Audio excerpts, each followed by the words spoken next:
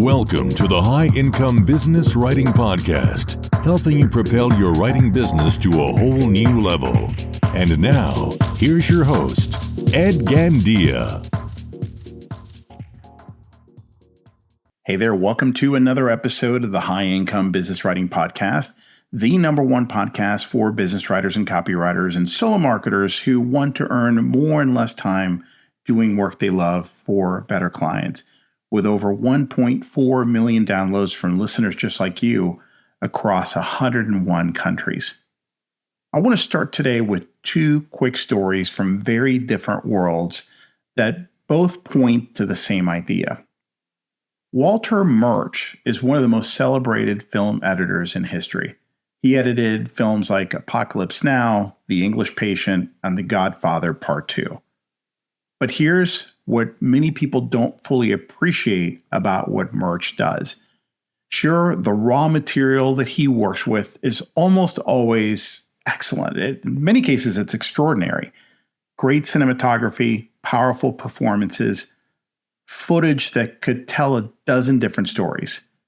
His job is to take this excellent raw material and decide what the film actually is. From hundreds of hours of footage, he's finding the movie. He's making thousands of judgment calls about what belongs and what doesn't belong, what serves a story and what dilutes it, where the emotion lands and where it falls flat. Give that footage to someone without his judgment, and you'd have a disaster, even with the same exact raw material. Now think about Rick Rubin. If you're not familiar with Rubin, he is one of the most successful record producers in history. He's worked with, dozens of artists, people like Johnny Cash, Metallica, Red Hot Chili Peppers, Adele, Jay-Z. So yeah, wildly different genres. What ties them all together is him. It's Rick Rubin. Here's the remarkable thing about him. He's famously described his own role as just listening. He doesn't play instruments in the session. In fact, he'll tell you he doesn't even know how to play any instruments. He can't even read music or engineer the sound. He sits on a couch, he closes his eyes, he listens deeply, and then he tells the artist what's true and what isn't true, what's working and what's missing, what this record actually wants to be. That's it. And artists pay him enormous amounts of money for that ability because that judgment, built from decades of listening to what resonates and what falls flat, is exactly what you can't manufacture or automate. Here's why I'm telling you both stories today. Your clients now have the camera, if you will. They have the recording equipment. The raw material has never been more abundant or cheaper to produce. AI can generate hundreds of blog posts, a dozen email sequences, 30 social captions, can do all of that faster than you can read any of it. What they're missing is the ear and the eye, the judgment about what to do with all of that content. And that judgment is critically needed in two places in every project: before the work starts and after it's done. So let's talk about upstream first, because I think this is the piece most writers undervalue in themselves. Before a single word gets written on any good project, someone has to make a set of decisions. What's this content actually trying to do? Who are we talking to? And what do we know about what moves them?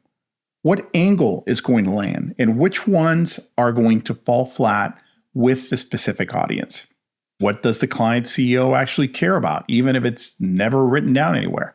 What's the competitive landscape, and how do we say something that stands apart from the noise? AI cannot answer those questions well.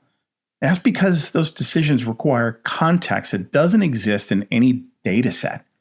It requires things like knowing the VP of marketing is 2 quarters away from missing her numbers.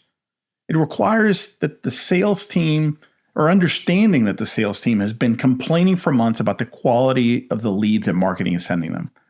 That there's a messaging direction leadership is pushing that you, from experience, just know it won't resonate with the buyers.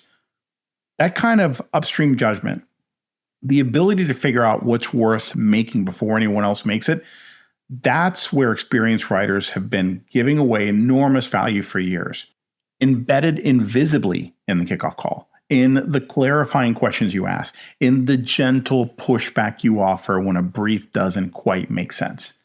You've been doing advisory work your entire career. It just wasn't called that, and it wasn't priced separately. So now let's talk about the downstream decisions. After the content is created, someone has to look at it and make a call. Does this actually work? Does it sound like us? Will this land with the audience we're trying to reach? Is there anything here that could create a problem legally, reputationally, strategically? That need is exploding right now because the easier it becomes to produce content, the more content gets produced. And the more content gets produced, the more critical it becomes to have someone with real editorial judgment filtering what actually reaches the audience. Companies that skip this step are now dealing with the consequences. You see it, I see it.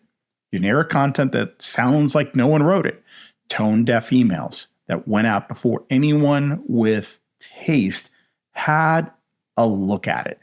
Content that technically covers a topic but says nothing it's worth reading. The market is starting to recognize what it costs to publish without a judgment layer in place. And writers who position themselves as that layer are finding real demand. Because here's the thing, and this is so important to understand. AI is amazing at producing solutions. In many cases, amazing solutions. But it's not good at understanding which problems need to be solved and why. That right there is a human domain. And mastering that domain requires strong judgment, perspective, discernment, and good taste. So what does this mean practically for you? It means the most valuable thing you bring to a project goes way beyond words. It's the quality of the questions you ask. It's the decisions you make before the words even get written, and the calls you make about which words are worth keeping. Think about what merch brings to a film. Think about what Ruben brings to a record.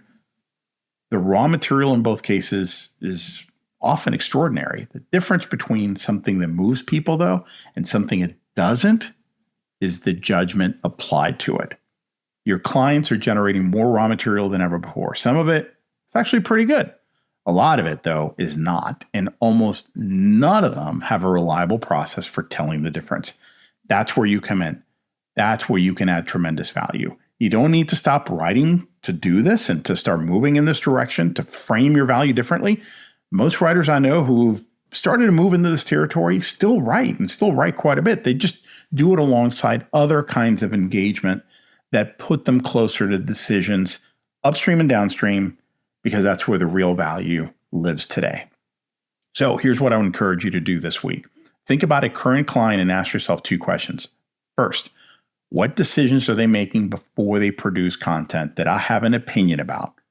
Where are they heading in a direction that my experience tells me is not going to work? And second, what content are they shipping that nobody with real editorial judgment is reviewing first? Those two questions are going to tell you a lot about where your judgment is most needed.